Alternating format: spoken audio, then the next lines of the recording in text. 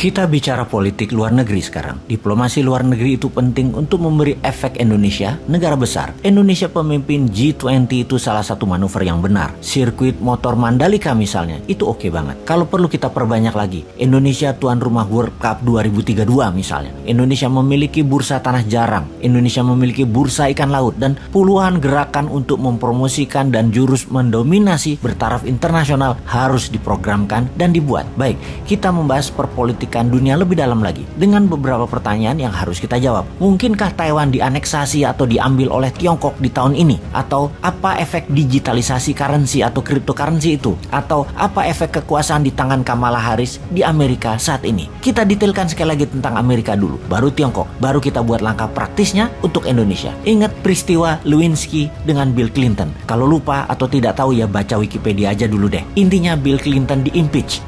Pencopotan jabatan Bill Clinton itu gagal, tapi kekuasaan Bill Clinton dicopot. Clinton tetap presiden, namun semua administratif White House ada di Al Gore, wakil presiden yang men-sign semua tugas-tugas negara. Biden saat ini sama, secara administratif Kamala Harris yang sign. Apa Biden di-impeach? Bukan. Kali ini beda lagi. Yang mau diserang adalah Kamalanya. Makanya dinaikkan jabatannya karena di Amerika tidak ada meng-impeach wakil presiden, yang ada meng-impeach presiden. Jadi Kamala Harris dinaikkan itu tujuannya adalah Anda sendiri yang tahu jawabannya. Jadi bisa dikatakan sampai akhir jabatan 2024 nanti, presiden dan wakil presiden Amerika akan mandul. Goyangan politik dalam negeri Amerika saat ini adalah terburuk dalam sejarah Amerika yang akan panjang dan berdampak sistemik. Kamala Harris saat ini jadi bulan-bulanannya politik di Amerika. Dia itu sangat bodoh, bisa dikatakan begitu, untuk layak jadi wakil presiden Amerika. Sangat bodoh, makanya harus dibuang atau dikucilkan kekuatannya. Itu pendapat banyak politikus di Amerika. Amerika lagi mau membuang Kamala Harris. Bayangkan,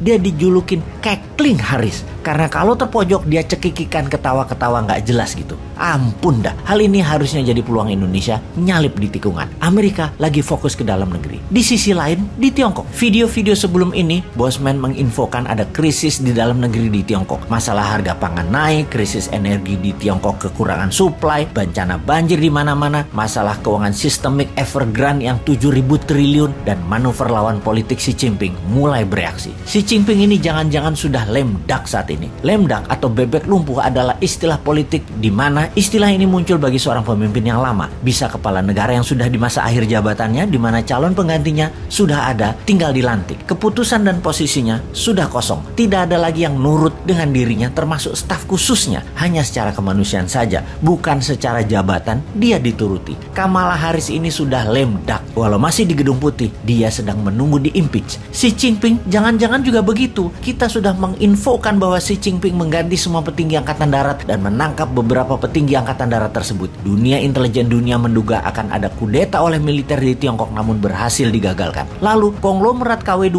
banyak yang meninggalkan Tiongkok pindah ke Singapura, Hong Kong, dan Amerika. Ada lebih 1.000 keluarga konglomerat Tiongkok KW2 pindah ke Singapura saat ini. Anda sahabat, kalau mau membeli Rolls Royce tidak akan tersedia, harus inden sampai 2 tahun karena semua dipesan konglo-konglo KW2 Tiongkok yang pindah ke Singapura. Mengapa mereka pindah? Mereka tertekan dengan kebijakan Xi Jinping. Secara politik, mentornya Xi Jinping yaitu Jiang Zemin dan rival beratnya Xi Jinping yaitu kelompok Hu Jintao mulai kasak-kusuk manuver di Politbiro PKC Partai Komunis Cina. Jadi kalau kita sederhanakan, ada 2 kelompok ekonomi besar di Tiongkok. BUMN Tiongkok kaki tangan organiknya PKC di bawah kendali Xi Jinping, dan kelompok pro Jiang Zemin swasta KW2 dan KW3-nya Tiongkok. Alibaba, Jack Ma adalah bagian dari Jiang Zemin, bagian dari Hu Jintao yang disikat sama Xi Jinping. Terdiam kawan kita itu sekarang. Kasian ya, istri Jack Ma saat ini beli 2 kapling di Marina Singapura dan mulai membangun rumah senilai $70 juta di sana. Larilah kawan kita itu satu ke Singapura juga. Goncang ini Tiongkok di dalam negerinya. Karena itu dialihkan isu dalam negerinya dengan akan menyerbu Taiwan. Jujur, kita dapat simpulkan tidak akan diserang itu Taiwan.